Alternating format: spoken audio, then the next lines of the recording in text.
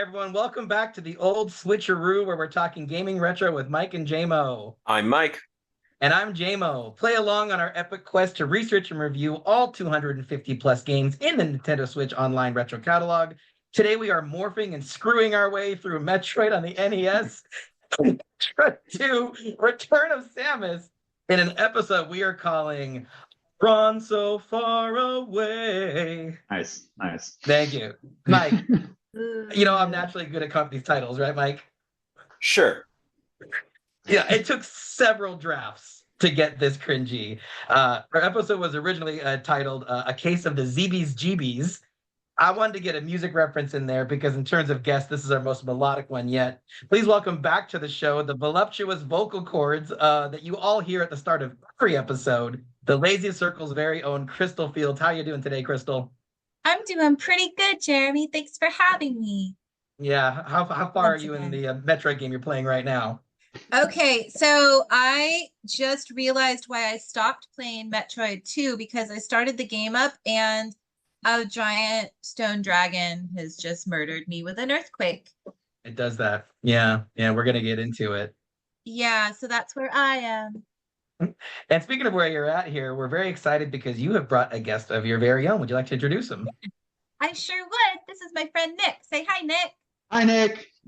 There you go. Hey, guys. Thank you for having me. This is awesome. It's going to be so much fun. He's maybe the only person who's a bigger Metroid weirdo than anybody else I've ever met. He was very excited to be on this show. He's a lot to say. We'll see. Well, Nick, I originally knew you as the person for whom I trained Kristal in Street Fighter II. She was like, I got to get better at this game. Right. Because right. Nick is just how you're bodying me. Did she ever get good? No. Yes. Yes, I did. Okay. I know you did, Kristal. You don't know. Nick, you haven't played. When's the last time you played that game with me? You have no idea what my power is now, what I'm capable of. You didn't come to my birthday thing last year. Oh, no, I did not. Or this year. Yeah. Jeremy, do you remember when we went to an arcade and we played Street Fighter and you let me win because you didn't want the weirdo behind me to play with you? I think I do remember that. Yeah. You remember that? Yeah, where I thought I was doing a good job and you literally just didn't want to be alone with a stranger, so you let me win. Well, if you press down forward punch, it's the move to throw someone under the bus, and that's what I did for you. I just let you take that rando straight to the face, so I don't regret it. All right, guys. Well, without further ado, I think we have some subterranean hellscapes to spelunk. Are you both ready to go? Yeah. Deep? Yeah. I'm ready. Let's do it. All right. So let's begin with Metroid on the NES in 1987. As described on Nintendo Switch Online. Going by the release on Nintendo Switch Online, Nick. So 86 might have been Japanese. I'm not sure. I mean, it says it right there. It says 1986. It says it right there. Yeah. But it also says released in 1987. You see that? Yep, I see both. Yeah. My mind is just, I don't know what's happening right now. It's an alternative fact, right? Yeah, that's a thing now.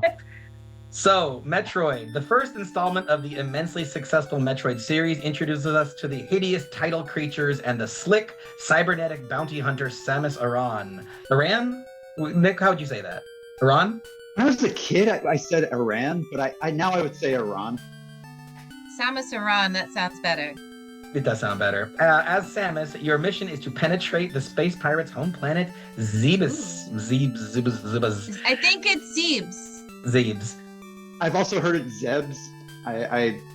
That's why, Jeremy, I'm glad you went with the Ran So Far Away one, because the Zebes, it's disputed how you actually say it.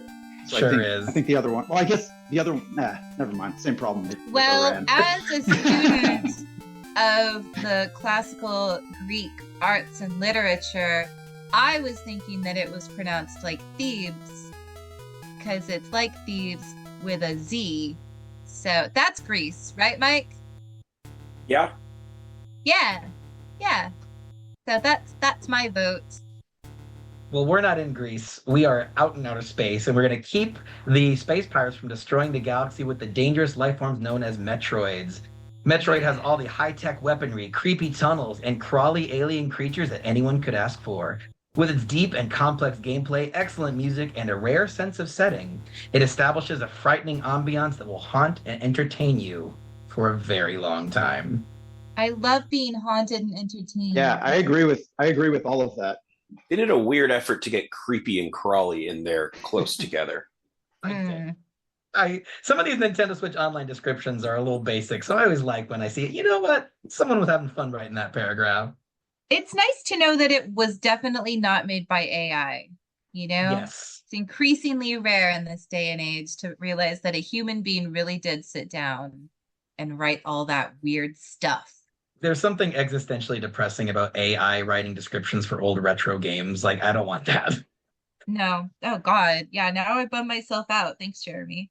Well, this will lift your spirits. Let's take a look at the box art since it was often people's first impressions, as was the style at the time. For NES games, you have a scene displayed in pixel art, reminiscent of the game itself. Samus stands on the right side of the image, blasting a bear of attack bugs, with a small gap on the floor to imply that this is a platforming game.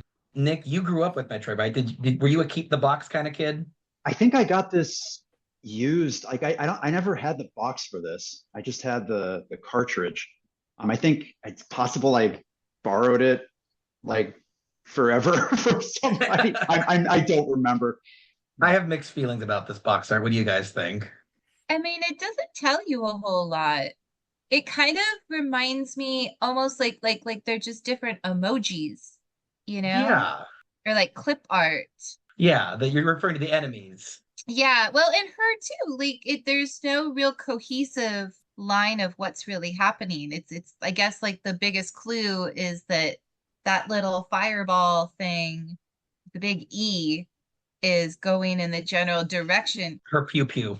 Her pew pew. Yeah, but like everything is just kind of disconnect. You know what it is that there's no background and there's no gradient between anything. So they all just look like they're floating in space completely independent of each other. And I don't like that. I do like the guy in at the end, that little pink guy at the bottom. Oh, Adventure Series. Adventure Series. Yeah, that looks like something I would want to watch or play a video game about. That little guy. My beef with this box art, and normally I'm a fan of like when box art shows what the game will actually look like, but the enemy dead center, right? Nick can vouch for me on this. That enemy is flying away from Samus, right, Nick? Yeah. I didn't notice that. So it's not attacking her. It's Wait, how do you her. know it's flying away? The face Wait, where's the face? Which one's the face? on the left-hand side. How do you guys see this? Wait, so those little eyes, and is that like a munchy face, like facing the camera? No, it's facing to the left, and it's like a conch shell behind it. Can you guys see my face right now? Yeah, we can. You're staring very deeply. Okay, so you can see me like squinting. Okay. I'm not this is like a Rorschach test. I cannot tell what you guys are talking about. Here, show me, Jeremy. Oh, so this is the face, and this is like the conch shell of the creature. Oh, I thought you guys were talking about the one she's shooting at. No, the one dead center. That guy. Yeah. How can you tell that's its face? You played this game long enough. Yeah, you're better at this than I am. Wow, nobody in this game looks like they have heads. Well, here's a head for you to look at. Mike, what do you think of the Yeah. Japanese box art? I like this one a lot better. That is a lot more dynamic, at least. Like it catches my attention more, whereas the other one does feel just bland. This doesn't tell me anything about what it is, Right. but It's more striking. No, I disagree with you, Mike. This tells you what it is. Like, Samus is gonna kick ass. Yeah, for those not watching on YouTube, it's this very comic book kind of anime illustration of her diving down at the camera, charging up her. Nick, what's that? What's her? Is it just the arm cannon? Is that what you call her gun? Arm cannon, yeah. Charging up her arm cannon, and she's about to just put her boot right in your face. So I like it a lot. Certainly more striking than the other one. This one also doesn't, it gives you even less information than the other one. Like at least the other one, you kind of get that, you get that it's a platformer. And I guess if they would have put like little stars in the background, you would definitely get that it was a space thing. But I think that comes through anyway. I think it's neat. I think it's cool.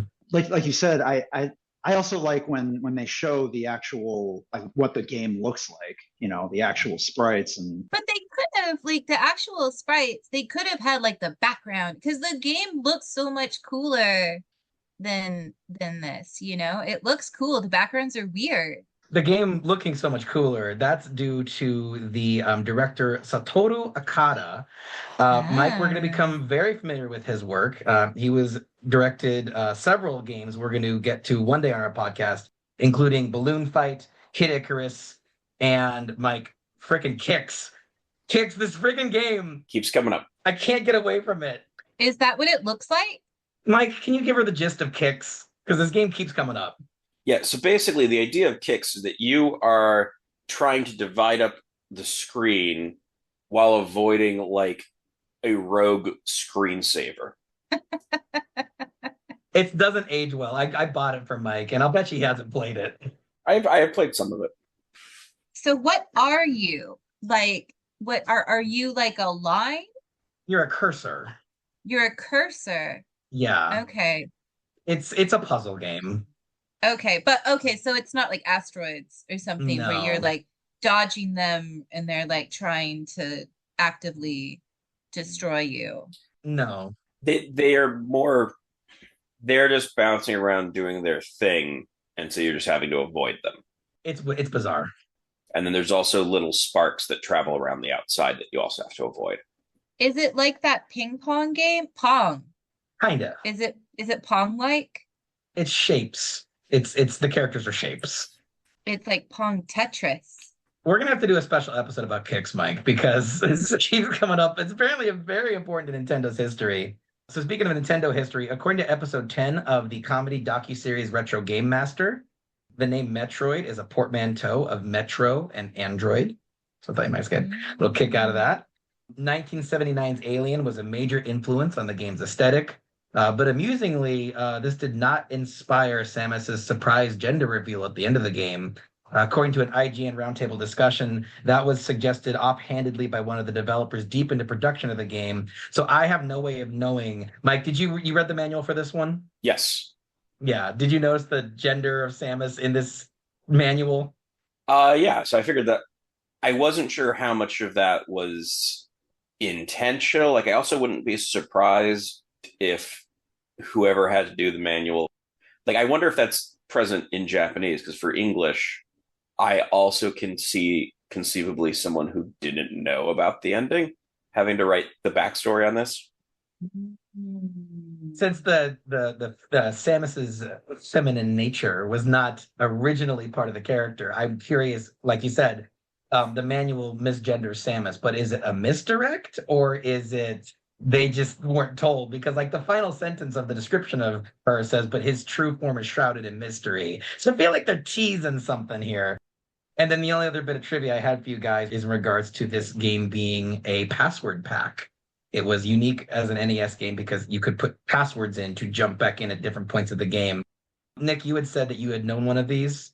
Yeah, I know the Justin Bailey one. So can you kind of walk our listeners through what Justin Bailey does if you type it in as the password?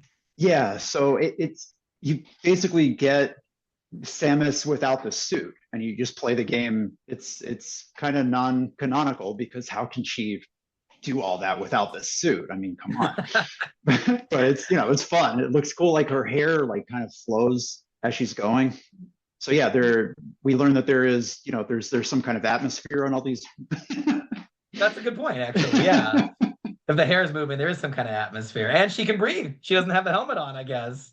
Oh. But yeah, that's the only special password I remember. What else is there? Well, so let me touch on the Justin Bailey password. Do you know who Justin Bailey is? No, I might have at some point.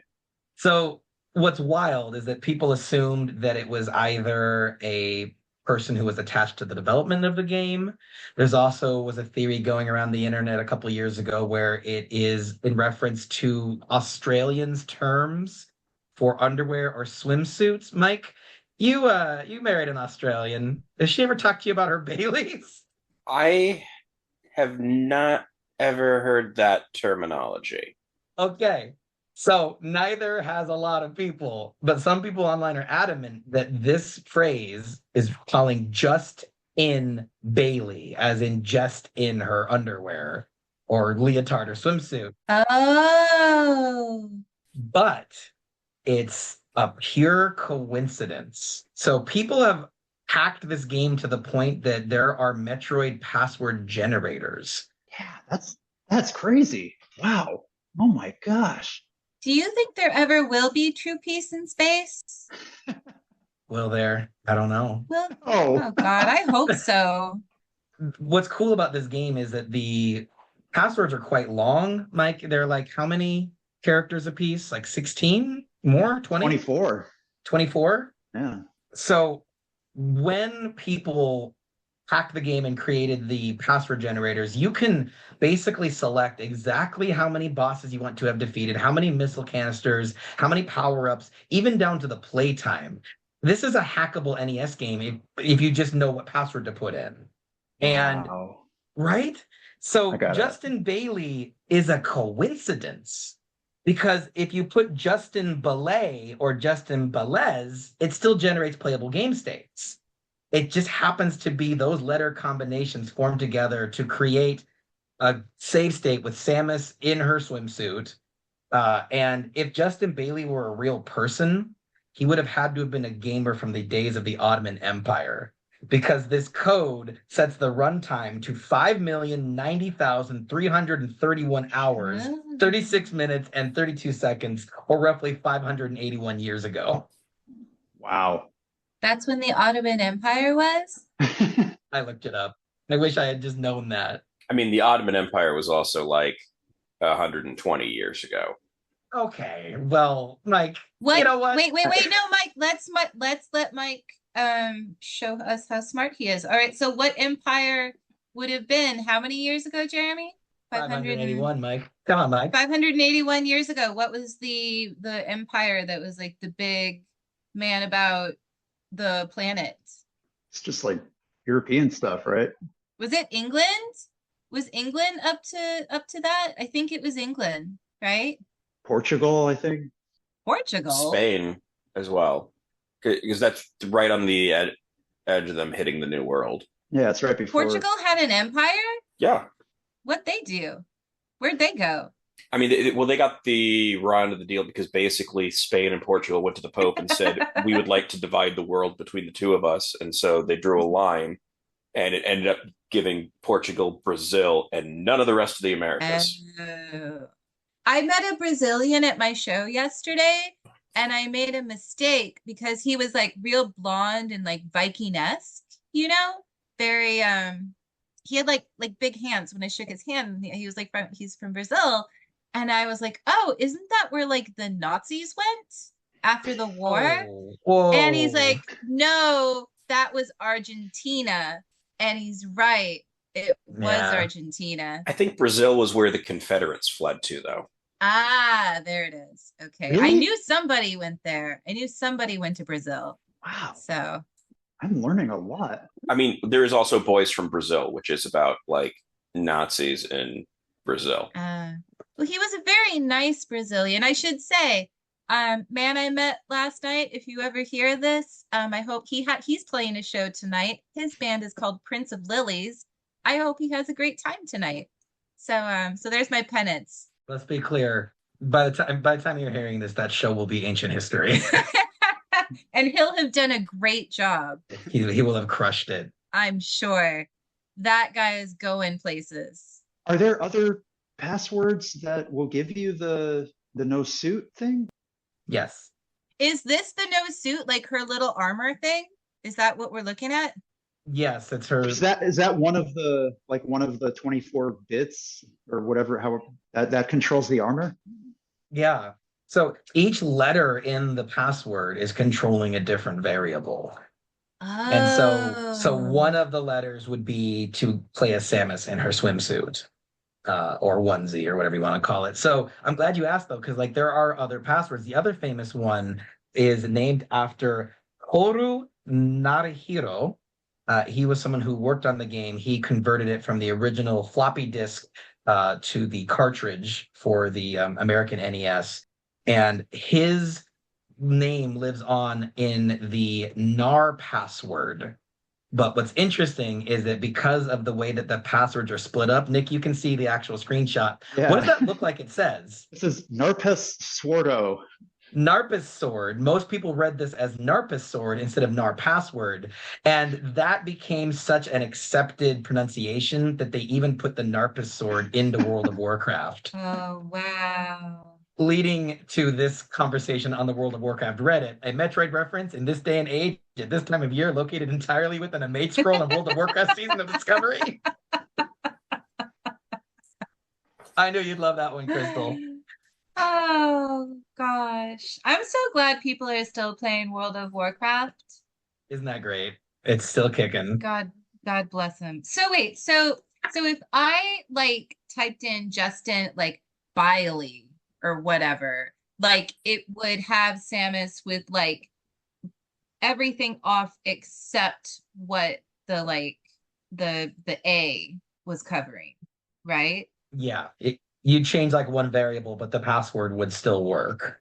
Okay. Do people know like it's no obviously people must know like which letter controls like which thing. Is that random?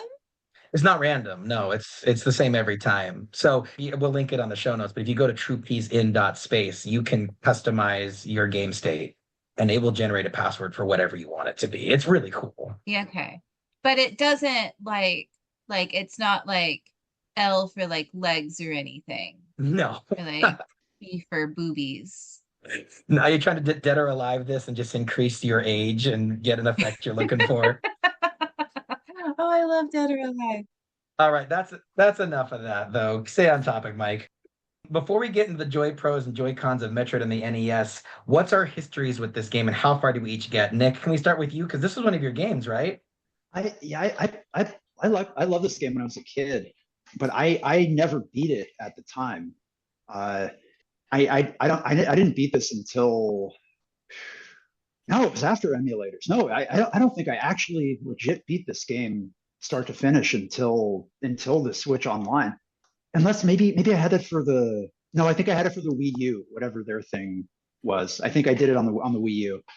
But you did eventually beat this game. I did eventually beat it. Yeah. He did. I did it. Yeah. Nintendo. Family computer. But yeah. I just remember this game like it was like no other game. Like it could be terrifying. Like an 8-bit game could be that terrifying. When I was a kid, I wasn't like analyzing, oh, why is this terrifying? A lot of it is the music. Like that creepy music, like when you're doing the elevators or when you're in a Torian, I think it is, like where you're fighting the Metroids. That music is so freaking scary. It's so good. It's amazing. And then sort of are we just talking about, I'll save this for when we talk about Metroid 2, the Game Boy one. Just want to let you go. I can tell your passion in it. And you and Kristal are both musicians. So like, I'm so glad you brought up the music. And the Metroid segment you mentioned, that's the end of the game. And so they saved one of the best tracks for the end. I'm getting goosebumps. Like that Metroid attack level is so good. And the other thing that I realized, like playing through it, getting ready for this, one of the other things that made it terrifying was like the fact that you have, it's not just you get hit once and now you're small like Mario and then you die. It's not just like 2 levels of energy. You have, up to 99 per tank. And then, you get however many tanks. I don't know what it is in the first game, 12 tanks or something. And then so when the Metroid grabs onto your head, you can watch it draining. Like it's terrifying. I remember being scared, like as a child playing this 8-bit Nintendo game. It's awesome. It's incredible that they're able to do that. And so when you went back to it via emulation, was that still a scary moment? Yes, but I'm a little more prepared to to handle that now. You've been through more. Yeah. Crystal, when we recorded our Street Fighter episode, you're like, we should talk Metroid. What's your experience with Metroid? So I started playing it maybe when I was like 16 or so. Like I came a little bit later to it. And my experience is I have played Metroid. I have played Metroid 2. I have played Super Metroid. The first one I played was Metroid Prime, which I loved and which like got me all into this mess. Except for Metroid Prime, every single Metroid game that I have played, I have gotten as far as the thing that Nick was talking about, that little brain sucky thing. Yeah, the Metroid. Metroid. Yes, but they're all Metroids, aren't they? Aren't all the monsters Metroids? No. In the second game, a lot of them are, but Yeah. Yeah, they're all the little I thought that was like the name for a person or a monster that lived on Metroid was a Metroid, which is phoning in it a little bit, actually, now that I think about it. But that's what I thought they were. I thought they were all Metroids. Like how we're all like animals. you're referring to the lore that Metroid Prime establishes, where Metroid is not a creature but a label. So, Mm. like my experience with this game. Well, actually, I want to hear Mike's first. Mike, you hadn't played this game yet until we recorded or excuse me, until you prepped for this episode, right? This is brand new for you. Correct. I mean, unless we want to count this is one of those like, well, I played Smash Brothers, and That was how I discovered it too, Mike. That was like the first time I had ever like heard of Metroid was Smash Brothers. that did help to some extent on some things on controls. Okay, but did it help you enough that you got to the end of the game? Not remotely. Okay. And Crystal, you said you were always stopped by the Metroid, so you never beat it. Yeah, no, and I know this because there was a period during COVID where I tried to go through and play all the different games on the Switch, and I'd get to the brain sucker Metroid dude and watch him drain my life away. Well, there was nothing I could do because I know there was something I could do, but I hadn't figured that out yet. And I'd be like, okay, screw this, I'm gonna play one of the other Metroid games that are available to me on the Switch. I was like four of them, five of them, however many. And I would go to another game and I would be like, oh, I have a saved game here. Cool. And it would be a game that I played like 6 months ago, a year ago, whatever, whatever. And I would go to my saved game, and it would be at that game's version of the blood-sucky head creature thing. And I'd realize, oh, that's why I stopped playing that one, because the head sucky creature got me. And every single one of like the first four Metroid games like in existence that I played, all of them, I've never gotten past them. And that's how I found out, is because every time I tried to play them again, I was just stuck at that level on every single one. So if you guys can like help me get past that dude, I'd really appreciate it. That's kind of why I'm here today. Once you get past the first one, there's a bunch more. So That's true. just be aware, be ready for that. So just enjoy it while I have it, because it's head suckers all the way down. Is what you're saying? The basic way to beat them is to freeze them and then blast them with missiles. I don't like using the missiles. I don't. It's imprecise. I don't like that. I like being able to just, the thing is as much as I love this game, there's a need for precision that my my bullet hell like cheese dicking soul just doesn't do well with. I like to like rain down like a hail of fire, and Metroid doesn't let you do that. You got to like really think about what you're doing. I get that. There's times where like even if you have the most badass weapon, not so much in the first Metroid, because the badass weapon is the wave beam, but like the second one, I think there's the spazer beam that's supposed to be really badass, but it's just oh no, sorry, that's the triple one. I'm thinking of the plasma beam.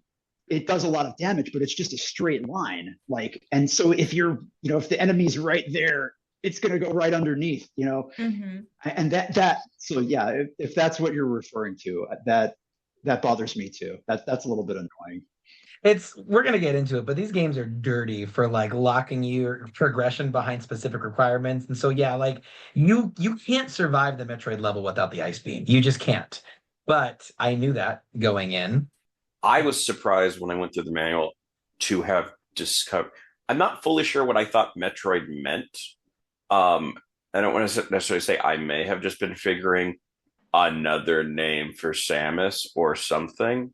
I was surprised that it is this whole like weapon that is activated with like beta radiation kind of thing. Like that was a whole extra element of this that was like that is not what I would have like, or I would have guessed a planet or something. I was not going to guess that level of weirdness, although it does really show the alien influence you mentioned. Yeah, 100%. My first Metroid game was Metroid Dread on the Switch. Nick, did you play this one? I have not. I have not played that. It's so good. The famed Metroid Judge Dredd crossover. Ooh. No, Kristal. Nope. That's Mike. He's getting off topic again. Well, Nick, you gotta play Metroid Dread. I know. And I won't spoil it, but that game makes you look at the word Metroid in a whole new way. So I'm so excited for you to get to it eventually. All right. I gotta say, I just to interject really quick.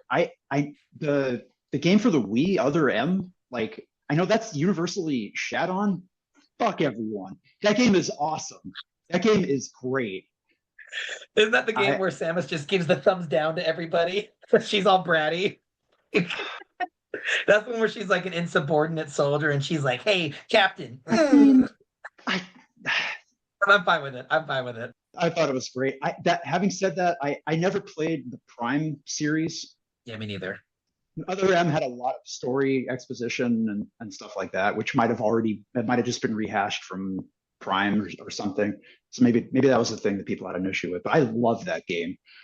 Do you think that I'm going to get off topic. I'm sorry, Jaymo. Do you think that they're ever going to have GameCube as part of like the entertainment system like suite, or is that like a little too contemporary for them? I think they will. Maybe the Switch 2, maybe when that comes out. Yeah. Oh God, wouldn't that be mean? Like I think that's right. Yeah. But why wouldn't they? But the whole thing is, you know what? No, I'm gonna get upset about that if I think about that. So because I would love to play Prime again. You know, that was such a cool game. And that was the first Metroid that I played, you know. Do you know that they did a remake of Metroid Prime for the Switch, and it's the same gameplay but high-res graphics and built from the ground up. It's really cool. I tried it at Target. Is it you tried it at Target? I did the little kiosks. Oh gosh, I love those. Right. I like the kids that are at those because I'm like, you know what? You're doing the best with what you got here, and I appreciate that. Yeah. So like, are the remastered graphics or whatever, are they like actually enjoyable, or because I've been burned, you know, like there's a lot of like Silent Hill and Resident Evil, some of those remakes like have made me really sad because they don't do like as great a job with the remastering as I would like them to. But the remastering for this one, like you appreciated it, you liked it? Yeah, it was very well received. Okay. I'll think about it. Jaymo, have you played through the other remakes of Metroid, like Zero Mission? And No. I haven't either. How did you do playing through this one? Well, I NintenDON'T did beat this game. Family computer. Abusing rewinds and save states. That's my thing. I will rewind, every time I freaking get hit if I have to. But I got to the end of the game and it said, great. There's a text screen for those of you who haven't gotten to the end of the game or not watched it. And it's just congratulating you on your victory, and Samus is standing there. And I was like, what? I thought at the end of the game, she takes her helmet off and reveals her femininity and her beautiful flowing hair. But so Nick, do you know why I didn't get to see her face? Did you stop before the thing happened? It's based on how long you took. Oh. So So it took you too long? It took me too long. It took me over 10 hours to beat the game the first time. Oh. So she's tired. The worst ending, if you take the longest amount of time, is she's just facing away from the camera. Second worst ending is she's just standing there in her armor facing the camera. And that's the ending I got. But I was like, Samus is taking her helmet off and revealing that she's a woman is one of the most iconic endings of any game. I had to do another run through. And what's cool about this game is that once you beat it once, they put you right back at the start, but you have all of your weapon upgrades. So Nintendo did run through it a second time just to see her beautiful green hair. Nintendo. Family computer. Was this one of the first games where they would do like what would you call it? Like it's like Continue Plus or whatever, where like what you're just talking about, where it's like New Game Plus. Yeah. Yeah. Is this one of the first games to do it? Mike, do you know? No, I was going to say for me, this just felt like the most frustrating roguelite I've ever played. Just because there wasn't the sense of like, oh, I picked up a power up, we're going to keep moving on. It was I would pick up a power up barely alive and then die, and it's like, well, at least I have the power up still. That does actually make me think that by playing it in a different way than intended, I think that actually by the never dying, you ended up with a much longer runtime on a single game rather than if you'd been dying, you would be like, okay, because you keep going back through stuff and getting faster at it. Yeah. Yeah. The runtime doesn't count if like you die all the time between those two save points. Doesn't add up like all the space it took you to get somewhere and die and go back to the beginning of that stage, right? Yeah. Okay. And also, Mike, you brought up an interesting point because since I never died and I rewound every time, I had to backtrack all the way back to different parts of the map versus if I had died, it would have, kept the power up, but now I'm back here at this other part in the map. Yeah, death is super useful sometimes. Yeah. But so Nick, you had mentioned that you like the atmosphere of this game, and I totally agree. Like, I feel like there's all these little details that really put you in the place and kind of make your skin crawl. The architecture of the levels have these like leering faces, and they've got kind of the suggestion of teeth and eyes. And there's this one level where the walls and ceiling are all like fish eggs, and it's so creepy. Yeah, yeah. There was also a level like that in what was it, Contra, I think? Yeah. And yeah, it's the alien inspired thing, which I know now, but when I was a little kid, I hadn't yet seen Alien. How old were you when you saw Alien, Nick? Probably a teenager. I saw Aliens before I saw Alien. I saw the second one before I saw the first one. I was watching a video of like people coming out of the movie theater after watching Alien, and they were like these little kids that their parents had taken them to see it. Boy. And there was like this, and it was like Texas too, which is whatever it is. And this like dad, he's like, should you have taken your son to see this movie after you watched it? And he's like, yeah, he needs to know like what the world's like. It could happen. He needs to know. And then like they go down to the little kid and he's like, should your dad have like taken you to see this movie? And the kid is just like shell shocked and he's like, no. It's reminds me of when Jackie and I saw Joker with Joaquin Phoenix, and like there was a little like 8-year-old kid with his Batman t-shirt on, like, can't wait to see the Joker movie. And it's like, I saw 28 days later, there were somebody brought their kids, and they had to leave like a half hour into the movie because the kids were screaming and crying. They lasted a half hour. Yeah.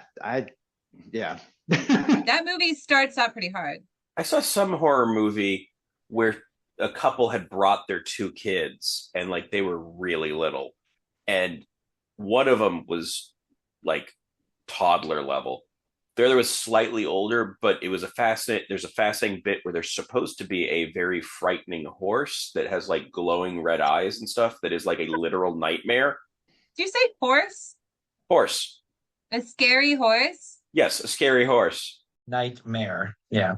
I get it. Of all black, red eyes, all this stuff. And I just hear this little girl go, pony, because she was young enough to not have picked up on like anything else going on with that and just recognized an animal.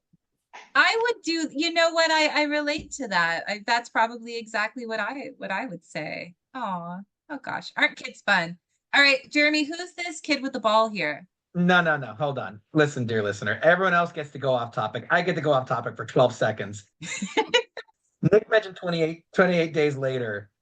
28 years later comes out this year. If they had waited 4 more years, they could have released that 28 years after the first one. What a missed opportunity. Jeremy, I don't want to wait 4 more years for that movie. People might die. Cillian Murphy's not getting any younger. Jaymo. Stay on topic, Kristal. What do you like about Metroid? What do you like about Metroid? What do I like about it? Yeah, the NES original. What's your joy pros? My joy pros. I think that the weird little monsters are really like strange, and they're just like, they're so colorful and weird, because a lot of Nintendo games, like they're always colorful, but they're like cutesy, they're either like cutesy or terrifying, and these guys were like, I don't know, I think, not that I would enjoy being on Metroid, because it sounds like a really shitty place, to be perfectly honest. Like, it seems really cold and unwelcoming, but those guys are really cool. I like all the little dudes, and actually that's part of what I like about it too, is it manages, even though it's not sparse, like the backgrounds and the monsters, it's not sparse, but it really does make you feel isolated. There's no NPCs, no one's really, for the most part, around to give any kind of like narrative clues. Yeah, good.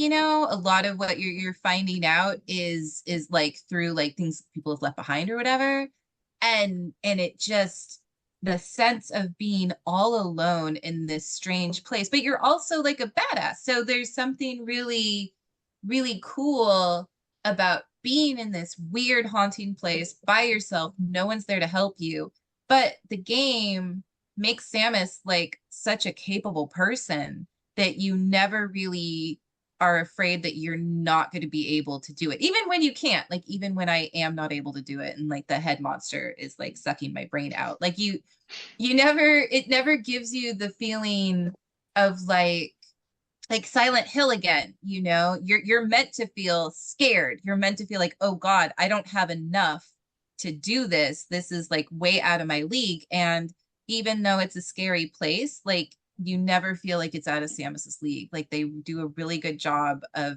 making it isolated and haunting, but still something that that you're playing a person who can get through it and can do it. And that's what I like about Metroid.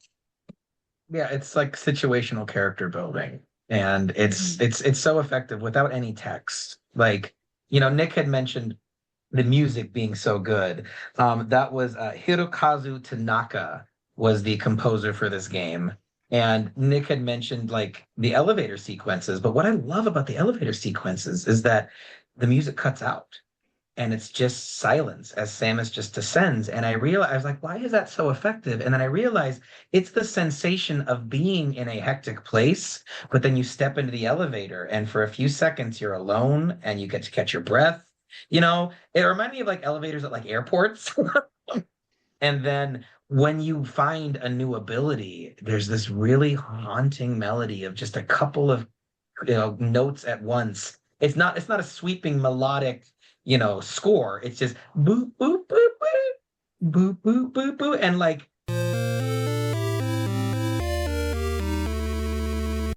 like Nick had said, it's scary. It's so well composed. It makes you feel anxious, even as you're like, sweet, new power up. But why do I feel so uncomfortable about it? Like, I love that mix of emotions. And also the statues that you're getting them from, like the Chozo. Yeah, you're expecting them to stand up and attack you, which, spoiler alert for Super Metroid. Oh, the betrayal. Yeah. The betrayal. But it's such it's the pilot corpse in Aliens, right? Is it Aliens where you first see the ship the aliens came from? Must be.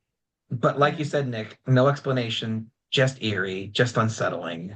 And I freaking love that.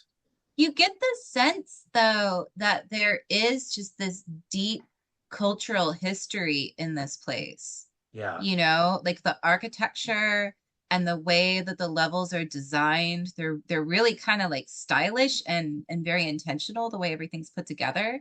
So you really do feel like a lot like Aliens, like you're just going through like an ancient civilization's like dead world almost.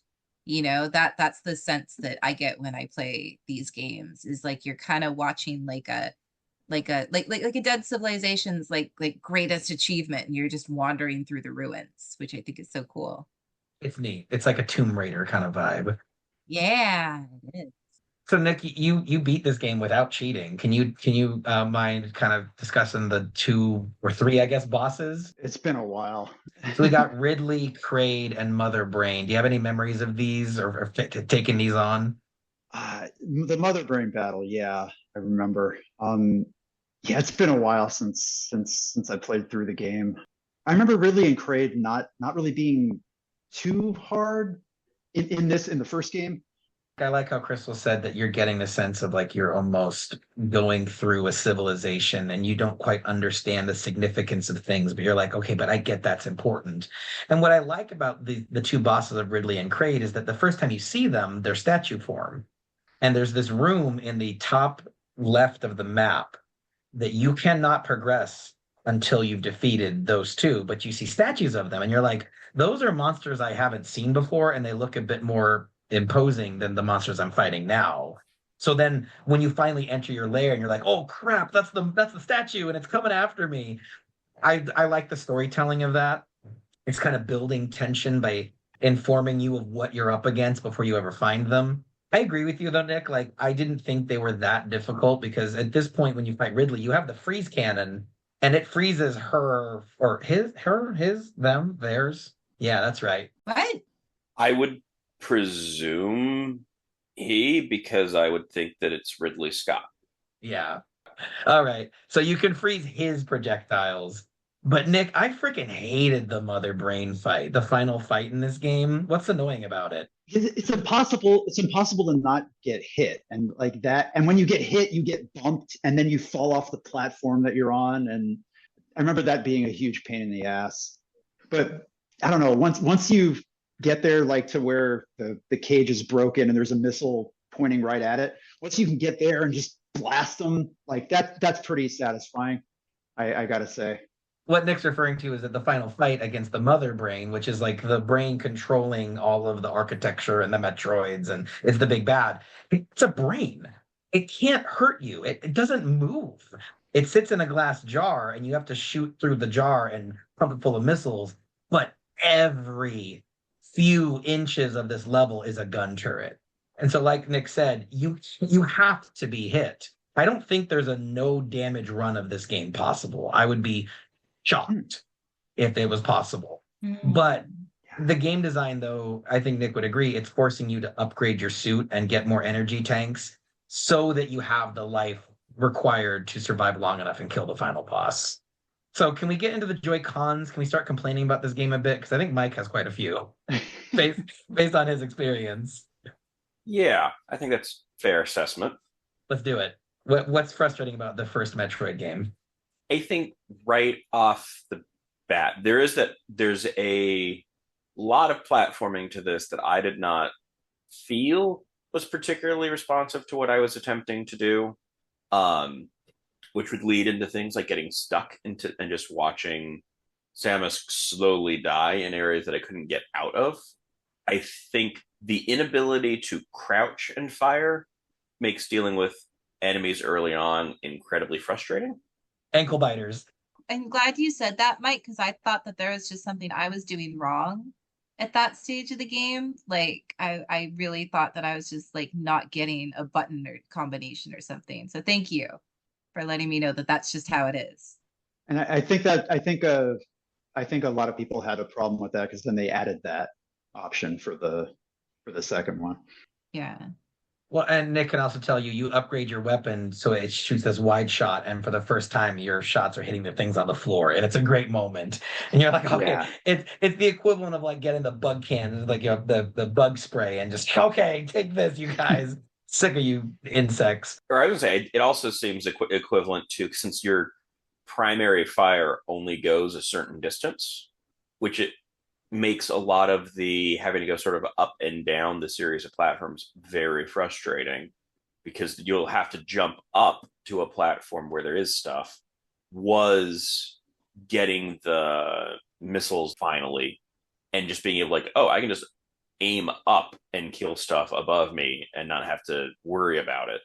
So I can definitely get that there's at some point you get weapons that make this easier to deal with, but for how common those are early on, that taking that long feels a bit frustrating. And I also think that the starting energy level is frustratingly low.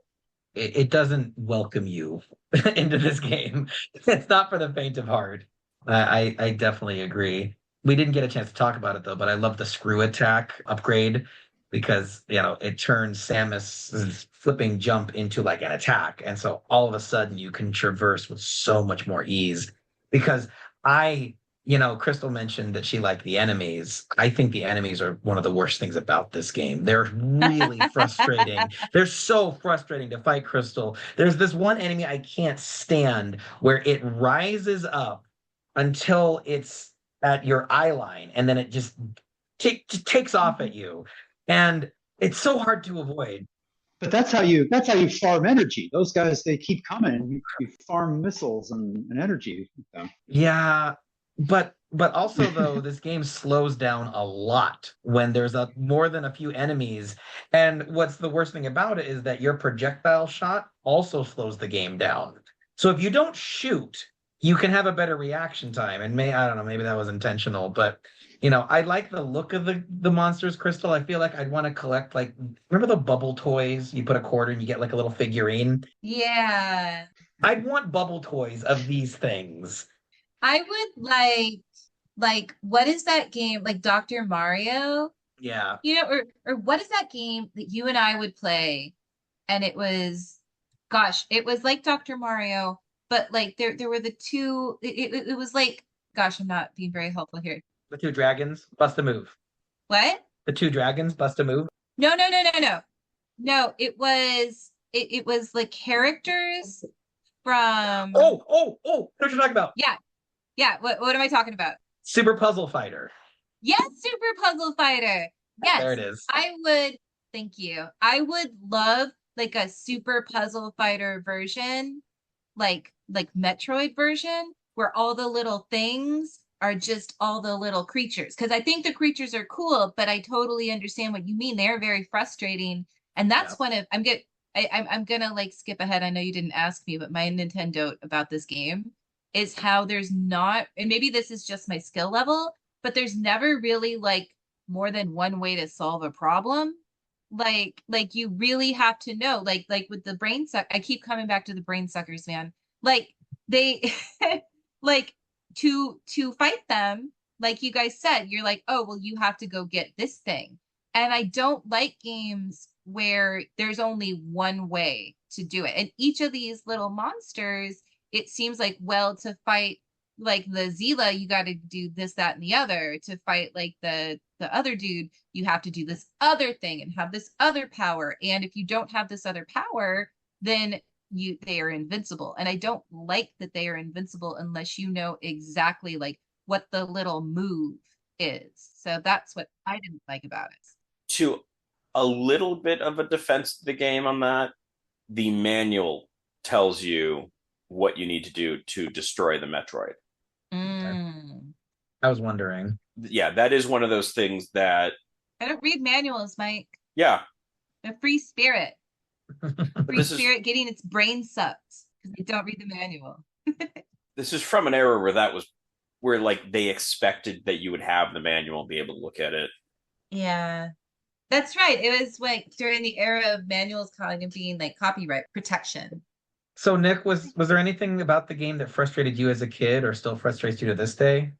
I mean, I after hearing what y'all have said, I I can agree with that. That never really bothered me. You know, I for being made in 1986, 87, whatever. You know, I'll give it. I'll cut it some slack. I mean, that's before Nintendo Power was even a thing. Is that the glove? Oh, that's the game. Oh, the Power Glove. That was the Power Glove. The mag. So bad. So bad. So bad. Yeah. I saw the Wizard. By the way, I saw the Wizard 3 times in the theater. So, and my friends, I don't remember this. My friend says when spoiler alert for the Wizard, at the end when he wins, like jumped up and like I yelled, yeah. That's what he says. I don't remember that. I believe him.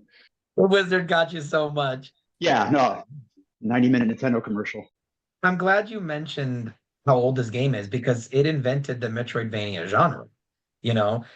And this is one of my favorite genres. So I absolutely understand what Kristal means about like, well, it's kind of BS that you can't progress unless you got this one specific item in that corner of the map and nothing tells me to go there. As Nick texted us, he's like, they were just selling, you know, they just made this game to sell, you know, strategy guides and Nintendo hotline phone calls. They do also recommend in the manual, I think, because they give like a crude map that was not helpful, but that they do recommend like drawing your own map. Yeah. I should not have to draw a physical map in the physical world to play a video game. Yeah, if I wanted that much detail, I'd go play Myst. Oh man, I remember my Myst notebook. I remember my notebook of notes from playing Myst because and Zork. Oh god, I don't, not to get off topic again, but those games you really did need to write down everything or you were just like going to be boned. Oh god. Yeah, that was I think the other frustrating part with this was a little bit of hitting point. Just like I thought I've gone everywhere. I'm not sure where I need to be. Like it does highlight just how big of a difference things that have like an actual map of some kind is, and these kind of things. At least go like, oh right, I'm here and I haven't gone to that area.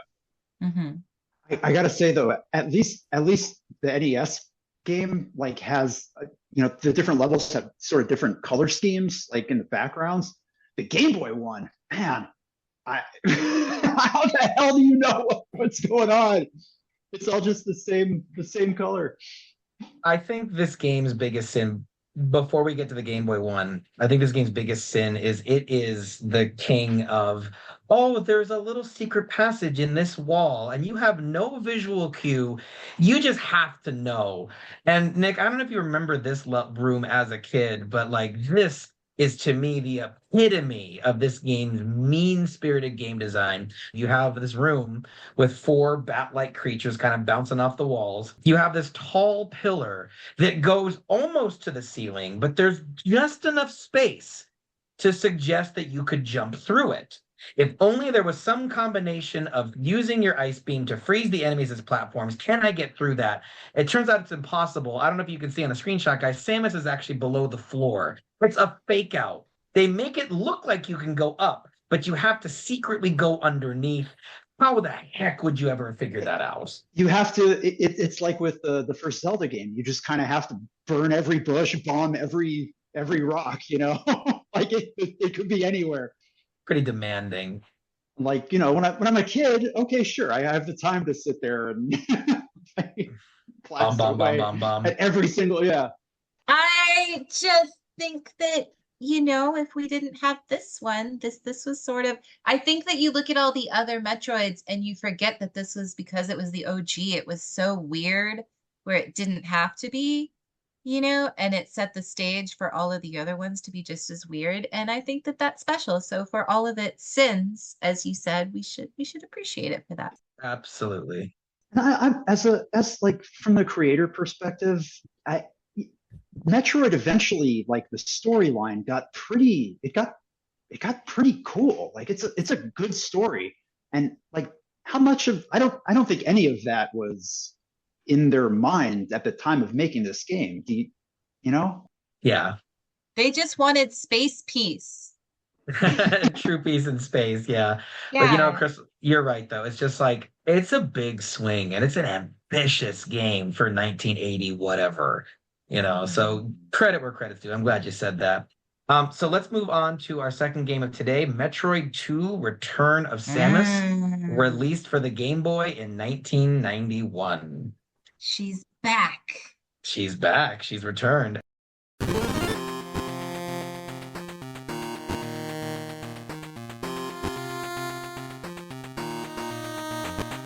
As described on Nintendo Switch Online, Metroids threaten the galaxy and only you can stop them. Bounty hunter Samus Aran faces off against the Metroid Scourge once again in this epic sequel to the NES classic, Metroid.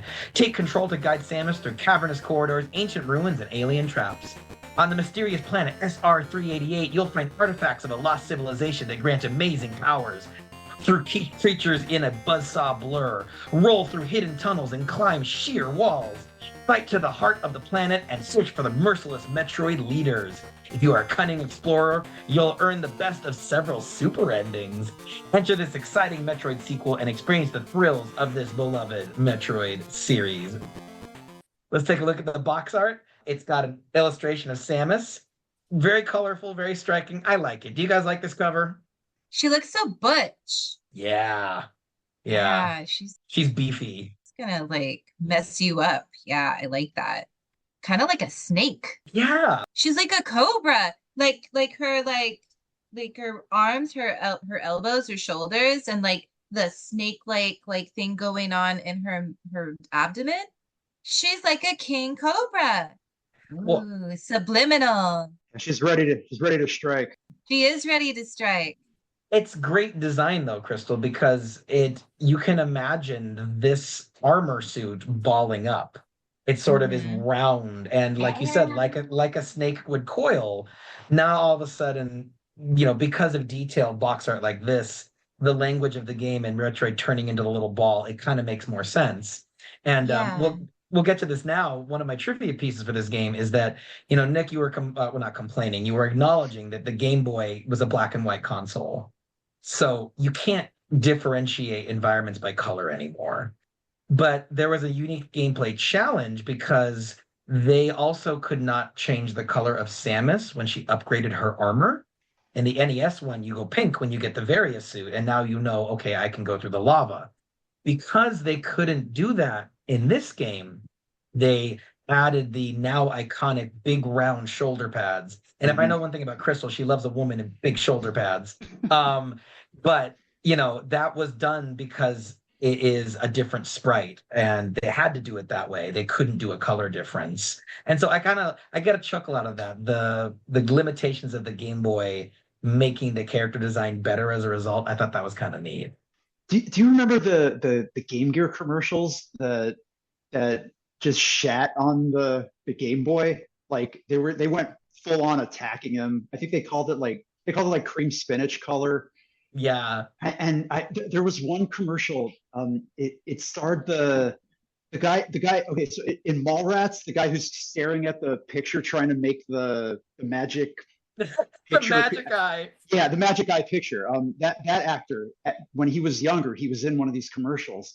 He's sitting there playing his Game Boy, and then he's like in the park or something, and then he picks up a dead, like a hard dead squirrel from the ground, bashes himself in the head, and now he's seeing color. And it's like, oh, there's an easier way to get color on your handheld device, Because he had to hurt himself in order to see color? Is that what it's suggesting? Yeah, he had to yeah. I love how hard Sega went on those commercials. I appreciate that now. So confident. And what happened to Sega? Yeah. So one bit that I do find interesting with the description, at least, of the plot of this game is, since the first game very clearly has this alien vibe to it, and kind of the way that it talks about it, at least the way it talks about it, is, that you've got this one particular alien thing that you have to go deal with, is the way that this then feels like it scales that up a lot, which does feel like the way when you go from Alien to Aliens, you do go from, you have the one xenomorph to now there's a whole bunch of them. Right. Like it very much gives that the feel of that progression. I would agree. I would completely agree. And I don't know about you guys, but jumping ahead to the Joy Pros, like I liked the narrative premise of this game, because now you are on the planet the Metroid came from. So Kristal, this is, I don't know if you realize that this is the brain sucker planet. And Yeah. you've seen what they can do in the previous game. So now you're going to go to the planet and wipe out all of them so the galaxy is safe, because that's just how dangerous they are. Yeah. And the gameplay loop of this game is that you are in, having to explore the environment, find and exterminate all the Metroids, and you have a counter in the bottom right-hand corner showing you how many are left on the planet. So I like that constant feeling of progression, and seeing that number drop. It compelled me to keep going. Would you guys agree? It definitely, in a way that the Metroid was sufficiently confusing for what it was expecting me to do, that kind of, for me, made it less fun. Knowing where it's like, okay, I know how much is expected of me and I can see that I'm progressing. Do you have to go back and kill them if you miss, if you walk past one, you have to go back? Yeah. Oh, that's harsh. That's harsh. You can't just run away. You have to get them all. No, you can't. Okay, if you get through super, super far in the game, farther than I got, and you have one guy at the very beginning, do you have to go all the way back to finish the game? Or does it not let you get that far? Yeah, it won't let you get that far, because once the Metroid counter gets down to certain amounts, I don't know, is it acid or something? There's an earthquake, and then acid drains, so you can go further down. So that won't open up unless you beat all of them. Also, did your guys' version have those colors? The colors that you're showing on the screen, Jeremy? Because mine did not. So what Kristal's referring to is that my screenshots for this episode are in color. And I texted the group chat, Kristal, to remind you that on Nintendo Switch Online, you can decide what type of Game Boy you're playing with. What? I didn't read that. Yes. Oh, I sent it. You didn't read it, but I'm used to that. So no, this. I read it and ignored it. I acknowledged it, and it's oh. I chose to ignore it. Yeah, I'm gonna stick with the cream spinach color. There you go. You were OG about it. So wait. Can you explain how so I can do this? Yes. So when you boot up Nintendo Switch Online, whatever console it is, so when you're at the Game Boy screen and you see all the games to choose from, on the left-hand side, there's the multiplayer option, and underneath it, there's a settings. You go into settings, and you can choose the OG Cream Spinach Game Boy, the black and white, not green, but black and white Game Boy Pocket, or the Game Boy Color. And so Metroid II was one of only 30 games to take advantage of the 0x3F1000 chip that was built into the Game Boy Color so that you could have the iconic color palettes you're used to. So it was a chip that, ensured that Kirby would be pink and Yoshi would be green. And Mike, you remember what friggin' game also took advantage of the 0x3F1000? No, I don't. Kirby's the one that I remembered. It's Kix! Friggin' Kix is back, Mike! Why? Whoa! Wait! Look at that Kix though. How much cooler does that look? Oh, Kix got a glow up. Let me tell you. Look at that shiny little diamond pyramid looking thing. You guys who aren't watching on YouTube, you're missing out. The coolest You're missing out. little. It's like a die. Like I want to play a game with it, but I also kind of want to eat it. I think Kristal's going to be on our Kix episode, is what we're learning here. So before we get into the joy pros and joy cons of Metroid, Kristal. He has to finish his joke. I know what he's going in. It's amazing. Yeah, no, I can't remember the I remember the last part is mother approved, but I can't remember the first part now. Oh, that cereal. I think it was. I think Kix was kid tested, mother approved. Yeah. So Kristal tested, mother approved would be. Who's mother the brain? mother? Mother brain approved. Whoa. There you go. You know what else Kristal's going to appreciate? To promote this game, Nintendo Power had a 2-page centerfold of Samus. You got this poster Crystal, would you describe what we're looking at for the non-YouTube listeners? Oh, she's okay. So this is Samus, who looks much less reptilian, and her suit is very smooth, like a sexy robot. It's very, very, hey, she's a woman, guys. Oh, her breasts are like, the breastplate is, well, you can't really see what I'm doing with my hands here, but They can imagine.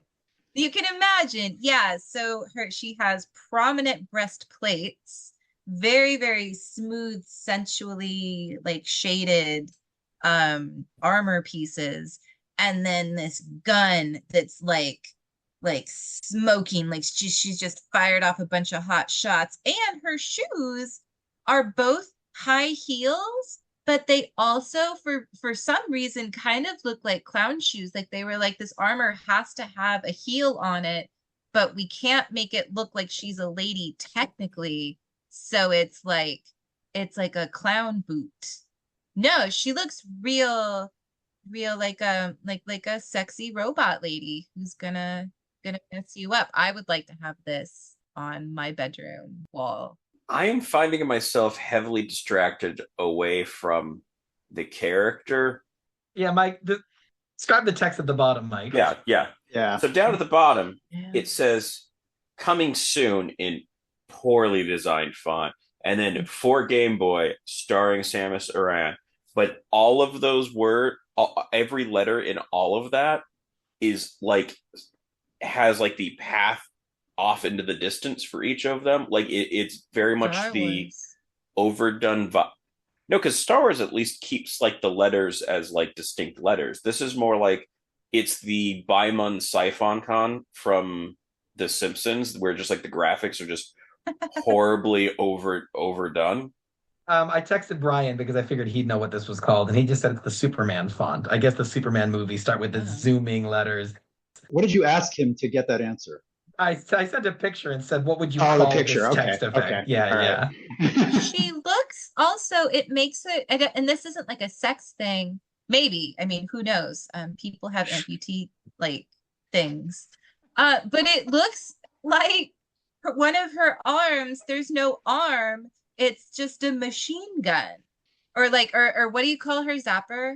Cannon, arm cannon. Yeah, her cannon. It's like she's got one arm and then one cannon. Like they like attached it like RoboCop or something. Well, RoboCop had two hands.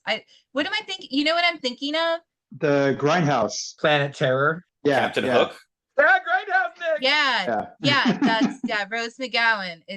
That's the deal that it looks like they just like hooked it on there. All right. So before we get into the Joy Pros and Joy Cons of Metroid 2, what's our history with this game and how far did you guys each get? Mike, can we start with you? Yeah, so history being playing it for the first time. I think I got about 3 in and then died and lost the progress that I'd had. Now, by 3, you mean you think you killed 3 Metroids out of the 38, or do you get 3 different areas? That is number of Metroids dead. Okay. So you got roughly through about 10% of the game, maybe a little less. Probably less. I presume less. Nick, you said that you had played this game. Did you play this game as a kid? I did not play this game as a kid, no. Preparing for this was the first time I played this. I got down to maybe about somewhere in the teens of Metroids. I think when the third incarnation, like that's I think I maybe beat one of them, and then the Omega one, I think they were called. Yeah, what Nick's referring to is that as you kill more and more Metroids, they become more powerful. So the first ones are kind of a cakewalk. Yeah, they're easy. Joy-Con, I guess, would be like the Metroids are not as scary. It's not as terrifying as the first game. Well, if it makes you feel better, the OG Metroids, the brain suckers, as Kristal calls them, they do return towards the end of this game. Yeah, at the end, yeah. Yeah, so it's not just the 39 that are on there. They pop 9 more up later. Yeah. And that was a genuinely like nerve-wracking feeling, because this whole game, you're watching this little counter in the corner get smaller and smaller, and you're like, okay, I'm doing great. End of the game, it goes back up to like 20, and you're like, oh my God, I just spent hours killing these things and they just reproduced. That was stressful. Crystal, Metroid 2. I did not get very far. Yeah. That's okay. I'm gonna admit something. I got confused and I played Super Metroid. That's all right. But I have played it. I have played this. That's fine. And I did play it for a little bit once I realized like my error. But yeah, I got a little bit You know stuck. what you There's a did? lot of these games. Yes. What? There are. Well, I was gonna say you recreated the experience of like, you're on the bus ride home and your friend is playing it and they hand you their Game Boy. You know what I mean? You didn't you weren't here for a long time. You were here for a good time. Am I right? Yeah. So Yeah. I don't know about you guys, but when I booted up this game and I saw how much closer the camera was to the main character, it's much more zoomed in on Samus. I was not expecting this game to be as expansive as it was. I thought it was going to be like a traditional 2D left to right, and it's evocative of Metroid, but it didn't play the same. Comparing map to map, I've got the two maps up here from Metroid Recon. That's a website. The Game Boy game might arguably be bigger than the original NES one. And so I, very much enjoyed exploring the map. I liked the expanded, what's the term? Expanded navigational abilities, movement abilities, I guess what you'd say. Samus can finally frickin' crouch as displayed in the box art. Thank goodness. Yeah, Yes, that was like going to be in my Joy Pros. Joe Pros list. Yeah. Yeah. And then also, this is the Spider Ball, yeah. the spider ball, Nick. Yeah. What's cool about that? That's fun. Yeah, you curl up into the ball, but then you can stick to walls and climb up as the ball, and not just up, like you can climb, you can move along walls just sticking as the ball. You can drop bombs. And What's cool about the mechanic, though, is that you realize, like, oh, these levels are really cavernous, and there's a lot above me that you can only access by sticking to the wall, like one of those. Remember those crystal bubble toys again? Those little slimy things. Yeah. You'd throw it, and they would like kind of stick to the wall and curl down. Yeah. Oh God, those got so gross. I like that gameplay mechanic. Do the other games have the spider ball? I think they do, right? You climb up walls as the ball. I think you do that in Prime, and I'm pretty sure you did it in Dread. Yeah, I don't think it's in Super. I don't think so, and I don't think it's in Fusion either. Okay. I know some of the games did it, but I was like, okay, this game had some ideas. You can jump and shoot below you. So, like, one of the more clever things about the Metroid games, the early ones, is that there's no fast travel mechanic. The game genre was too young to have fast travel. But because you can control Samus while she's dropping, you can fall through these long vertical shafts, much faster than it took you to climb up them. So it is faster to get back to point A from point B if point B is higher. But this game, you can shoot below you while you're dropping. So finally, you have a little bit more, it's like Crystal said, Samus feels very capable, and I would say more so in this game. I think she's heftier and easier to control, which is a positive in my book. So, and they also added the you can now jump in ball form. Yes. So like you can jump and then activate the spider ball. Like you can jump and then and attach to the wall like that while you're in the air. Well, and there's some clever puzzles where you need to launch yourself from the explosion of your bomb and then fly through the air, jump, and then stick to it. And it's like, okay, you're cooking. Yeah. I think that's cool. And I had to do all of that because NintenDON'T did beat this game. Right. Yeah. Family computer. And I cheated. I rewound a lot. But like, I kind of like this game more than I expected. Do you guys have anything you liked about it that we didn't mention already? You start with more energy. Yeah. From the amount that I played it does like start you off in a way that makes a little more sense. Like it doesn't feel as much like, what do I do? Oh God, this is like terrifying. Like it feels a little bit easier to kind of explore a little bit more. And yeah, like the whole the map is really thoughtful in getting you from one place to the other. Nothing really feels like, oh God, I gotta go all the way over there. This is gonna take 20 minutes. Like you were saying, Jeremy, with the shafts and everything. Like even though there's no fast travel, like I didn't really feel like it was gonna be a slog to get anywhere. That's what I liked. You can save at points, which is also nice. That's right. Oh, I love save point. So Mike, were you writing down passwords for Metroid NES? I only wrote down the last one at the end of playing. Okay. You mean Justin Bailey, you pervert? No, I'm kidding. Whoa. So yeah, let's talk about Super Metroid. I mean 04000000000, which implies I didn't have a lot. Do you know what happens when you beat Super Metroid in like a certain amount of time? Is it the same thing? She takes off her armor? But yeah, but she's like sexy. She's like a sexy lady. Okay. Yeah. More flesh. More flesh, yeah. Calm down. Sorry, down, Mike. we're not No, on that one. This is Nick's first time with Metroid 2. So you probably heard of the game. What was your take on it?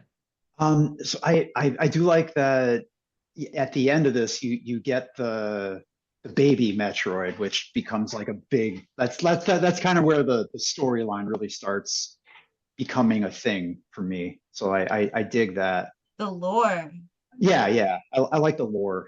I that's probably why I like Other M so much, because it's a lot of story. Yeah. I mean, Other M is actually, so you got to try Metroid Dread, because I don't know if you're aware, but Metroid Dread is very much a sequel to Other M. Right. And there's characters and relationships that pay off. So I think one of the best things about Metroid 2 is the ending. Is like Nick mentioned the baby Metroid, but preceding that, I don't know, spoilers if you guys don't want to see it, the last boss of this game is freaking sick. You fight the Metroid Queen, and you have one Metroid left on your little counter. She's straight out of Aliens. She's huge. She has this giant jaw within a jaw, and she's chomping at you. And it's a really clever. Look at those eyes. Yeah, right, Crystal? Isn't it sick? Yeah. And you think you're hurting her, because when she tries to bite you and you shoot her with a missile, she'll freeze and it makes a sound. You're like, okay, cool. Bam, bam, bam, bam, bam. But it just wasn't doing it. And I just organically thought, wait a minute, what if? And so you freeze her with your missile, right? Like, freeze isn't the right term. You stun her with your missile shot, turn into the ball, jump into her mouth willingly, climb up her throat, and then you appear in her translucent guts and you drop bombs in her stomach. What a cool boss mechanic. Oh my gosh. I was so pleased when I didn't have to look up how to do that. It felt like such big brain energy. And then, like Nick mentioned, this is the moment where Metroid becomes a story, because I think I actually misspoke. I think when you're fighting Metroid Queen, there are 2 Metroids left on your counter. And then the last Metroid you find is this little baby. It's an egg, and it freshly hatches, and it thinks Samus is its mother. And so it starts floating around you lovingly. It does not hurt you. And in fact, it will clear obstacles that let Samus escape the planet, and you leave together as mother and baby. And it hits. It's a cool moment. Oh, Jeremy, there was a moment where I thought you were gonna be like, and it just peacefully is there and you have to kill it. Oh yeah, that'd be sick. Like this, we weren't there yet. Like, I think if they made this game today, they would totally do that just to in Super Metroid, they go even I don't want to spoil I don't it. remember killing any babies. No, you don't kill it, but the baby makes an appearance. That's all we'll say. But oh no, the baby is bad now. Does it remember you? You have to play it, Crystal. Wait, is it like, I remember you, mother? Whap, whap, whap, and then try and, oh my gosh, I didn't get that far, but now I want to. God, mommy dearest. Samus. One thing I remember liking about the second one, the Game Boy one, is the ice beam. It's a lot more satisfying than in the first game. I think visually, it's got it kind of looks like a little snowflake kind of look to it. So the fact that it's the ice beam lands more rather than just being a blue line going across. I would agree with that. Anything else we like? Because I'd like to complain about it a little bit. I got some Joy-Cons from Metroid 2. Oh, I'm excited. Yeah, go Well, for it. it's just this it's just the same thing of, you have to know where the secret wall is. You have to know where to bomb. This game does it looks like lava, but now you can actually fall through just fine, just like in the first Metroid. But I think it's even more egregious. There's one particular area that is completely dark. Nick, you remember this spot? Yeah, I was gonna mention that. Yeah. Did you get through this as a kid? I didn't play this game as a Oh, kid. you didn't play this as a kid. Yeah. But I probably would not have, like, that would have been the point where I threw the Game Boy. It's some people have noted online, Mike, that the manual mentions Samus has an infrared visor for seeing in the dark. Apparently not. But did you all get to this freaking thing, this little wall sconce? Mike, do you know what I'm talking about? I think that was a fairly early on thing, I think, right? Right. But so did you guys know what to do with this? Because I did not know what to do with it and had to look it up. No, I Just shot shoot it. them? Apparently, well, not apparently, I know it because I beat the game. If you shoot this, it will become a little shelf. So it goes from gun turret into shelf, and you got to jump up on the shelf and then turn into a ball because there's a hidden tunnel right up here. But how would you know to do that? Mike, did the manual mention this thing? Because it doesn't appear anywhere else in the game. It's just this weird, like, and I know Metroid does this. It like gatekeeps you from the rest of the game, but this was pretty early to pull something like this. I don't know. I found it really frustrating. But I don't know. Overall, I think this game was better than I expected. Anyone else have a complaint about Metroid 2? No, I agree with you. It was better than I expected. It was pretty detailed, like, for a Game Boy game. I wasn't expecting to get such a full-fledged Metroid experience. I thought it was going to feel like a compromised version. Yeah, yeah. All right, guys. Well, that brings us to the moment of truth. We've covered the Joy Pros, the Joy Cons, and every bit in between. So it's time to declare each game from today's episode as a NintenDo or a NintenDON'T. So let's start off with Metroid on the NES. Kristal, can we go with you first? Oh yeah, totally a Nintendo. Even though I didn't get as far as I would have liked to, because of the brain sucker guy. I always enjoy like playing these games. I like being in that world. I like being scared. I just have a good time. So yeah, definitely a Nintendo for me. And Nick, you as well, I assume? Oh yeah, definitely. It's sick. I think Mike's gonna be the contrarian librarian over here. Mike, what do you think? I think I'm NintenDO'N't on this. It wasn't an enjoyable experience for me. But here's the thing though, like I rewind, I abuse save states. Mike doesn't. Mike tries to play it the way people did back in the day. But I think the biggest compliment I can give to this game is that even though it was so frustrating at points that I almost felt on the verge of tears, every time it was, I had a chance to go back to it, I did like a little excited skip back to the couch to jump back into this game. And I was like, that's something. If your game can be this frustrating, but I'm that excited to make a little more progress, I think it's a Nintendo. What about Metroid 2?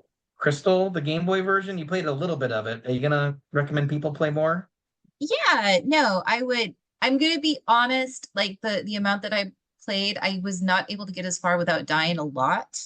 So, but I am now realizing I was playing it where you couldn't actually see and it was all green. So maybe my experience would be different if I could actually like tell what's happening with the colors. So it's a soft Nintendo, just because there's just a lot of other ones out there that got me immediately, like that immediately got me like, oh yeah, I'm here, I'm kicking ass. And even when I'm not kicking ass, I'm enjoying the ride. And it just didn't quite immediately bring me into enjoying the ride the way all the other Metroids that I've played do. So it's very soft.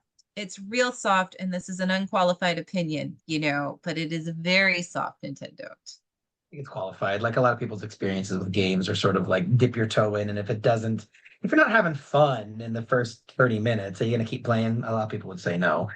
Yeah. Nick, so this was a new game for you, and you're a Metroid aficionado. Nintendo or NintenDO'N'T? I'm Nintendo. And that's just playing it with the cream spinach color. I guess like Mike, at least with that, I'm trying to be a purist and play it like originally was. But what you were saying earlier about like it was one of 30 games that so that was programmed into the original game, like for it to like being prepared for future color versions. How what exactly was going on with that? So what I'm referring to, and we touched on this when we did our Kirby episode, is that there's a special chip in the Game Boy Color that will Oh, be programmed where if it recognizes a certain game has been inserted, apply this color filter over it. okay. So that wasn't okay. So it was not in the cartridge on the Game Boy in 1991. It was built into the Game Boy Color itself Gotcha. when that was released in 1997. And so, it says, okay, everything that's this particular shade of gray in Metroid 2 make red. So that's how come Samus's helmet is red. It's a pretty neat trick, when you think about like, wait a minute, this game came out 8 years before the Game Boy Color. How did they know how is the color correct? Yeah, it's a pretty Wow. brain bendy. Yeah, wow. Mike, you were a NintenDO'N'T, I think, on oh no, I'm sorry. You liked Castlevania Legends more than the NES Castlevania original. Is it going to be a repeat here? Is Metroid 2 the Nintendo for you? So like I wouldn't nothing draws me to go back to Metroid, even the S actually even we didn't mention they do have SP modes that you can go into the game at later stages. And even with that, it just doesn't pull me in. I think with Metroid 2, it definitely has more that makes me want to return to. Like of the two, I liked Metroid 2 more. Okay. Wow. But I still think probably it's a very, very close call. I think I'm still on a very slight Nintendo, but it is real close. you're like Kristal. Between the two of you, you have a solid NintenDO'N'T. Oh, You're both soft NintenDO'N'ts. Well, you know something? Y'all both wrong. I'm with Nick. This is a Nintendo. They remade this game on the DS, and when they remade it, I was expecting it's because this game was not accessible. I think this plays way better. I really liked the more compelling gameplay loop of exterminating the Metroids one at a time, and I really liked the new movement abilities. So use a guide. Like Nick had mentioned, you can't progress in the game until you've exterminated certain numbers of Metroids. And then once you kill the required number, you'll hear an earthquake, and now you can get further. But now you got to go back and find what part of the map has opened up. So use a guide, but I think this is an Nintendo, and I'm excited that Nick was with me because that means we can put it to a vote to our listeners. So if you're listening to this, we need to know why Kristal and Mike are wrong. It's a Nintendo, okay? We need your vote. Well, guys, with that, we're going to call it game over for today. The final verdict is Metroid on the NES, a Nintendo, and Metroid 2 on the Game Boy, a tie. Nick had a question. Yeah, Nick's making a face. Wait, so we're calling game over on just this part or the whole thing? Because there's a couple other things I wanted to mention that did not come up organically. Let's do a mid-credit scene here. Nick's got some Metroid takes. Hit us, because I think we're wrapping it up here, Nick. So what's your other Metroid tidbits? Metroid Facts with Nicholas. Dun, dun, dun, dun, dun. I'm sure this has come up in the past, but Captain N, the commercial or the cartoon, Yes. with Mother Brain as the villain, who is actually I think also had voiced Audrey 2 from Little Shop of Horrors. Yeah. And I looked it up. It's a guy named Levi Stubbs, who was the singer for the Four Tops. Yes. And those are the only two acting roles he ever had, doing the exact same voice for a plant and for Mother Brain. She's amazing. No, and yeah, that Mother Brain villain is amazing. She has a face, first of all. She's like a mother. Yeah. She's just not scary. Like it's so not it doesn't fit in with Metroid for me. Like the feeling I get from Metroid. Like, and that all the characters in that whole show, like that's what Mega Man sounds like. Oh, Simon Belmont's a big freaking arrogant douchebag. Yeah, I did. I will say that is my other entry point to Metroid is Captain N, and that is my concept of Mother Brain. Right. And is this screenshot Mike King Hippo and I Yeah. think the kid Icarus Cyclops being Eggplant Yeah, Eggplant Wizard. Wizard. Yeah. Eggplant Wizard? That's That hilarious. hippo man needs a brassiere. He does. He does. Yeah. That's kind of You know what, Nick? Thanks for not letting us stop. This has enriched my life right here. And did you have anything else to mention before we wrap this up? Yeah, there was one other thing I wanted to mention. So there's a hip hop artist, rapper, producer who goes by the name Sammus, Sammus, like two M's. She's really good. Like she just kind of took the like she grew up playing video games. Click on the and picture where it's her as Samus. Oh yeah, I haven't seen any of those actually. Oh, that's one of her albums. Another M. Nice. She just kind of she took influence from Metroid at first, and like from the character Samus, and like put that into like what she was going through, like I for example, like being a Black woman going through like academia, like getting in graduate school and stuff. Like she's entering a field that's where Black women are not as represented. And so it was kind of like, being a woman going into the, being a Galactic Federation bounty hunter, she kind of touches on that a little bit. But then that another M thing, like she's straight up, that's from the perspective of Samus Aran from Metroid. So it's like None of this would matter. I mean, I guess it'd be cool, but she's got bars. She's a really, really, really talented rapper. And the beats are cool too. I appreciate you mentioning this. Yeah, heck yeah. All right, Mike, you know what you got to do. Mike's been courting some bands that are video game themed. So once we get that one, we got to get Samus on the show. Like, that's going to be dope. Yeah. Make it happen. Yeah, she's great. Yeah, make it happen, Nick. She's awesome. And she teaches at Brown University. She's like an Ivy League professor. That's dope. What a great note to end on. That gives me a little hope for 2025. Like I'm feeling good knowing that Samus is out there defending us. All right, guys. So we're gonna call that game over for today. Nick, so happy to get you on the show. Thank you so much for joining us. It was really great to meet up with you again, and thank you for sharing your love for Metroid. I appreciate you being a fellow Metroid II defender. Kristal, where can people find you and the Lazy Circles? Because I don't know if you've heard on our other episodes, but it's getting downright annoying how many people will come on the show and be like, yeah, great theme song, by the way. Like, yeah. Like that's what people like the most about our show. And I just it's such a piece of the old switcheroo. So we know people love your music. How can they find it? Well, we are on Instagram and the Lazy Circles. I was going to say .com, but that's not how the internet works this anymore. I'm also going to be working on a new project. It's there's something Nick knows what I'm talking about. It's called the RPM Challenge, where Jeremy, you remember, and Mike, you remember NaNoWriMo? Sure. Yes. Never succeeded, but yes. I did. The National Novel Writing Month, where you write a novel in a month. We are doing an album in a month.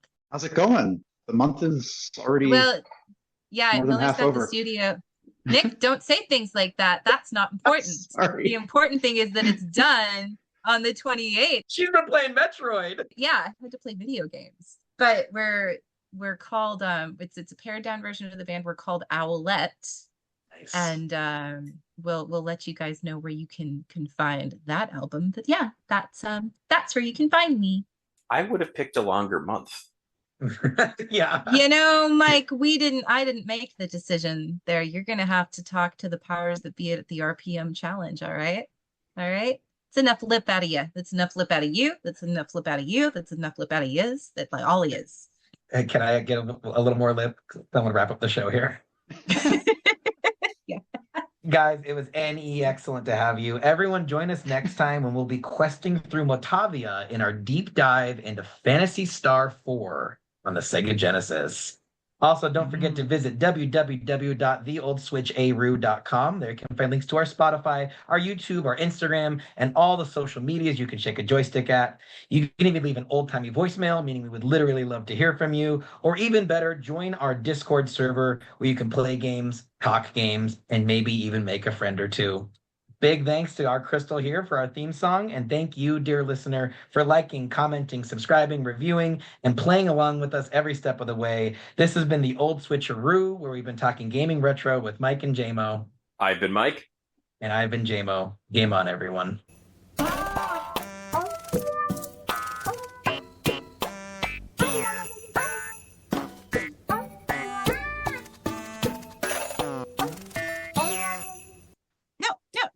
I'm gonna shoot you, you dumb bird.